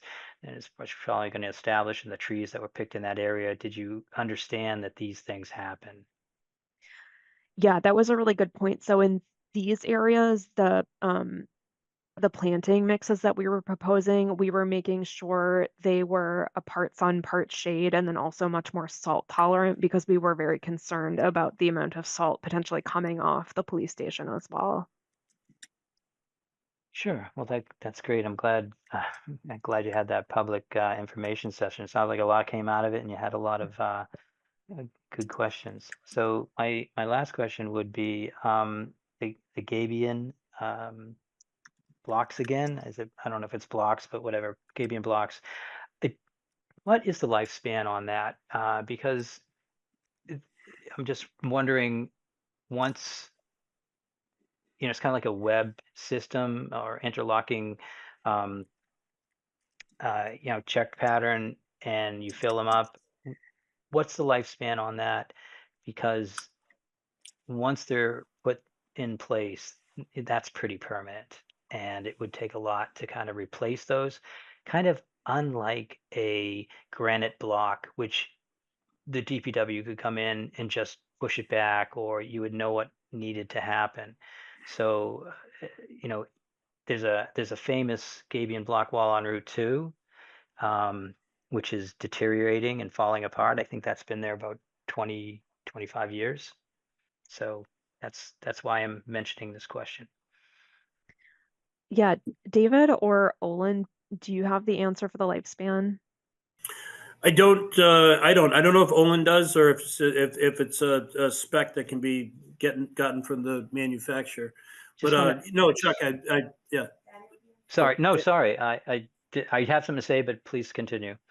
Oh, no, I'm familiar with yeah, that stretch of Route 2 that you're talking Well, about. when I found out you're And, from Cambridge, we're like neighbors over here. Yeah, I'm oh figuring yeah. you're all around. Oh, I grew So, yeah, no, yep. I went to Ringelat, and I grew up right on the last street in Cambridge before Arlington, East Arlington. I was right on Elway Brook Parkway, Columbus Avenue in Cambridge. I could throw a rock into East Arlington over Elway Brook. But in other cases, I've seen these things like generational, where we unearth gabion baskets or find gabion baskets that have been in there for decades. So I don't know what was specified on Route 2, if that was a DOT project or what it was. We obviously want to avoid that circumstance. So again, it may be something that we can. I don't know if I doubt, Olin, you're on, if you have this off the top of your head, or if it's Yeah, they maybe said actual. it's they warranty the basket, or they guarantee the basket to last 100 years, but they don't guarantee the installation at all. Only the basket. That's what they said. Right. sure. And there's no warning, like they guarantee the basket, but when you fill it with stone and it starts, chipping whatever the wire is, that's not an issue. They've thought of that. It's still guaranteed for 100 years. Yeah. Okay. Yeah, that's what they said. Oh, well, that's what the spec sheet, the website Q&A said. Yeah. Okay. Well, I just wanted to make sure that the people approving this project, because we're not really approving products, knew that. So with that, I'll turn to Nathaniel Stevens, who's been very patient. Thanks. No, I think most of my questions were asked and answered. I just wanted to emphasize that, sorry, I should comment. I did attend the first community session. Clearly, Susan did not, because she would have known that people were not in favor of the boardwalk at the beginning portion of the site. So I'm glad glad I didn't address. I did not attend the subsequent community sessions. So this is the first time I'm seeing the new design. And I think it's lower. I think it better meets our performance standards as well. Just a reminder to everyone that the force of the water, the velocity coming out of that over that waterfall, and when the water is higher, is really tremendous. So I think that the group here has done a good design to try to address that and not have the riverbank fail so quickly as it did with what's there now with the granite blocks. So I think it's a great design. I think it meets our performance standards, and I'm ready to vote. But I think that we probably want to take some public comments before then. Sounds great. So with that, I'm just going to hold off on any more commission questions and ask if anyone attending tonight's meeting has some questions. It can, I think when you use the raise hand question, you will pop up to the top of the screen, which actually just took down the view, so that won't be a problem. So you can either use the raise hand function if you want to speak, or just turn your video on and wave your hand and we'll recognize you. Chuck, I think it's just us here at this point. Okay. Well, it's But I all guess right. we'll be waiting for a few additional pieces of information, the spec sheet, maybe the spec sheet on the gabions, and what did I forget? Oh, profile of the walkway going up the hill. There were a couple things. I'm not sure if that is Although, do people want to continue for enough that? to continue Yeah, for. Yeah. So, I mean, yeah. that's the question. Let's talk amongst the commission. Is there any information desired by the Conservation Commission to help them formulate an opinion on this project at this point? And also remember, if it's a spec sheet and we're hearing from an engineer that it's 100 years, that would be great, and we could add that to the documents. But maybe we don't need to hold off on something like that. So if anyone has comments, let me hear those. I'm Chuck, ready to close, so I'll make I guess I would say, I had that concern, and I would have loved to have seen a profile in advance, but I don't think it's super material to our job as the Conservation Commission. So I think I would let that pass. Yeah. And just get it offline. Sure. And I know you talked about the elevation. I heard 28 inches a lot. And I'm not saying I may be wrong, but every time we do a boardwalk, the building inspector tells me as long as it's under 30 inches, you don't have to put in a guardrail. So maybe that's why it came up, and maybe why we're hearing that number a lot. So I'll make a motion to close the hearing. Great. Can I get a Public second? hearing. Second. Let's go through the list. David White. He's muted. We'll come back. David Kaplan. Yes. Mike Gildesgame. Yes. Brian McBride. Yes. Daniel Stevens. Yes. David White. And Chuck Tirone says yes. Well, that was to close the hearing. Any conditions that people want to talk about at this point? I mean, we talked about, low flow conditions. We want that turbidity curtain to be monitored every day and adjusted prior to work starting if they come in and it's disrupted by any rainstorms. There might be a rainstorm condition that we might want to add to this project, because that would certainly create problems with sediment and turbidity in the stream. So David Morgan, do we have those general conditions? I think we kind of talked some of these over before, but you let me know if we're covered in our general conditions with what I just mentioned. I'm not sure the work when rain is in the forecast in 24 hours is one of them, but I know we've used that on a project. I've used that on a project, and as it happens, it's right next to the proposed site here. That's the Mystic Street Bridge. Yeah, And that's a good point. Restrictions that for the wildlife run that I was suggested are also part of those. So yeah, the Mystic Street Bridge, we passed that a couple of years ago when we were all a lot younger and it's probably smarter. So maybe we should incorporate most of those conditions into this project. And I see Nathaniel saying yes to both. Sounds good. I'll make a motion to approve the project with the conditions that Chuck outlined and we discussed. Great. And I'll have a second. Second. I'm going to say David Kaplan. That's what I heard. Okay, so Mike Gildesgame. Yes. David White. Brian McBride. Yes. David Kaplan. Yes. Nathaniel Stevens. Yes. And Chuck Tirone says yes. Okay, you're approved. Outstanding. Thank you all so much. You guys have a very, very talented commission. I think I've worked with most of you in some professional capacity outside of work. Chuck, of course, in town of Reading, Nathaniel Stevens, legal counsel, Dave Kaplan. I don't know if you remember me, but I worked at Bioengineering Group some years ago with Duke Bitsko doing restoration work in Lestania Meadow and Cambridge Water Supply. And of course, I know, yeah. And I don't know, is this Jackie Anderson of the Topsfield Conservation Commission? Jackie Anderson? Yes, I am. It is. Hi, Jackie. I work in Topsfield and then part-time in Arlington. Outstanding. All right. Yep. So I know Susan Chapik as well. So I appreciate all of you. Thank you very much. And we're happy to get this project done on behalf of the town of Arlington. Thank you, David. Thanks, Dave. Good to see you. Nice Bye, presentation. everybody. Have a Appreciate good night. it. All right. See you guys. Thank you. Okay. All right. So this is over. Is anyone here that wants to talk about something in Citizens Open Forum? Just raise your hands. Okay. I see that Nathaniel Stevens has his hand up. Thanks. I just want to ask, get back on our radar if we could Mount Gilboa. Remember that? We had the commission got CPA funding to do a feasibility study, if I remember. Yes. And I would like to have the commission, I think, discuss that further and see what recommendations we would like to make.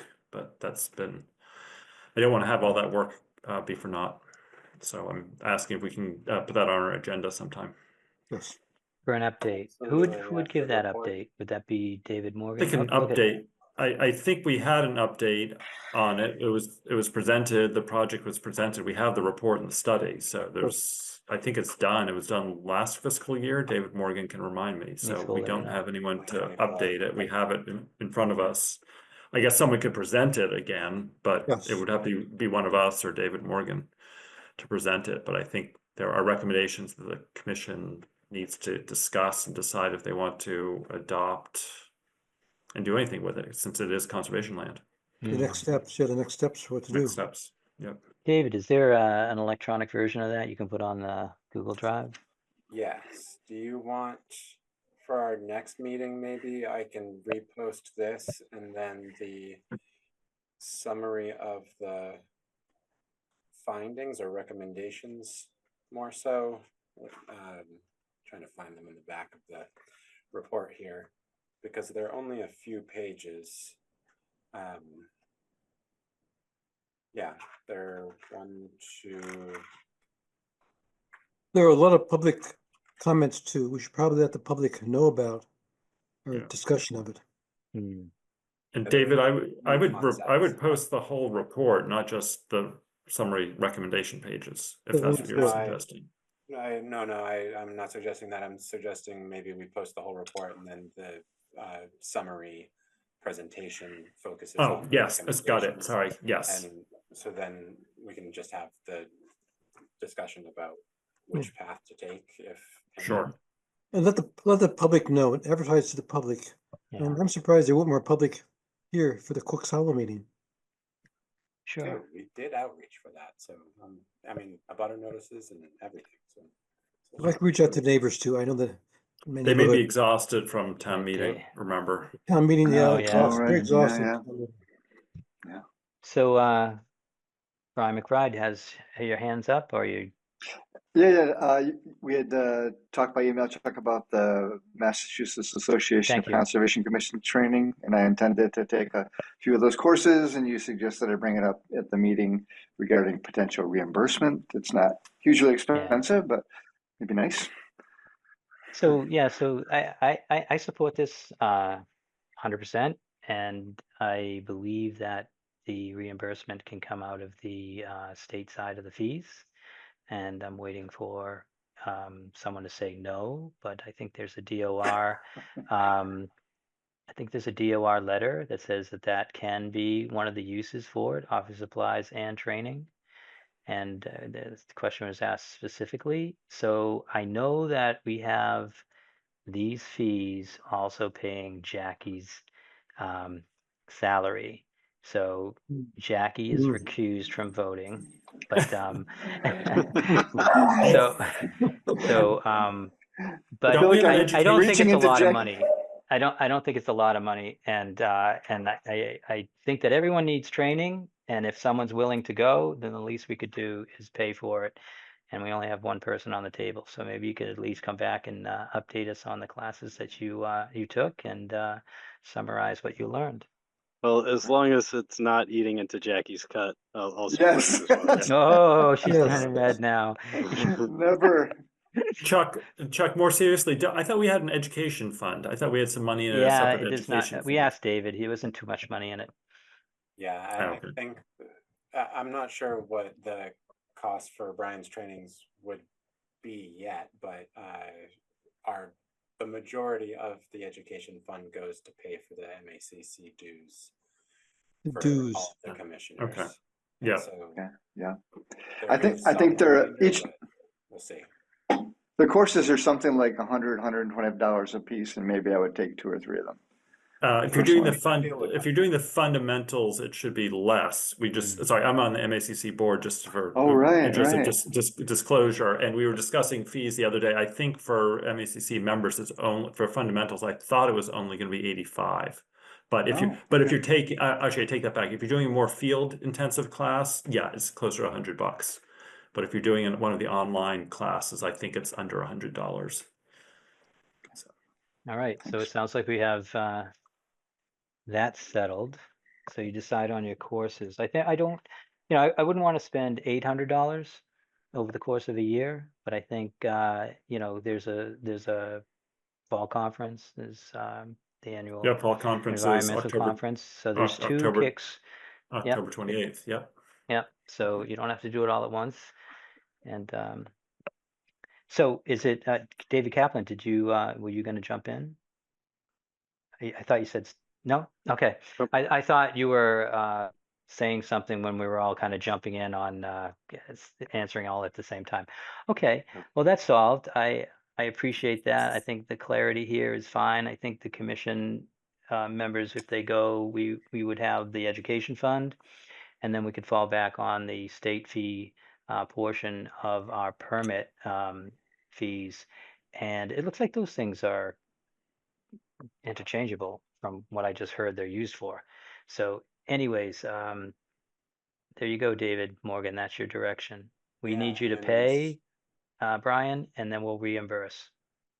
soonest we can get that booked, the better, because the fiscal year is close to ending, and then we'll get those monies Yeah. Okay. appropriated. Well, I shouldn't tell you this, but I already paid myself, so it's Oh, great. No, that's perfect. Yeah. I can submit tomorrow. Sounds good. The Sounds town good. likes- Okay. Town likes to get requests before late in June. Like Motion requests to- earlier, so they can process them. Yeah. Okay, so we're good. Motion to adjourn. I heard that. Motion Second. to adjourn. Yeah. Second, Mike Gilderscame. Everyone Motion. just will say goodbye. Thank you. Thank you for coming. Have a good night. Thanks. See you Good the night. next Good time. night. Yep. Take care. All right. Good night, everyone.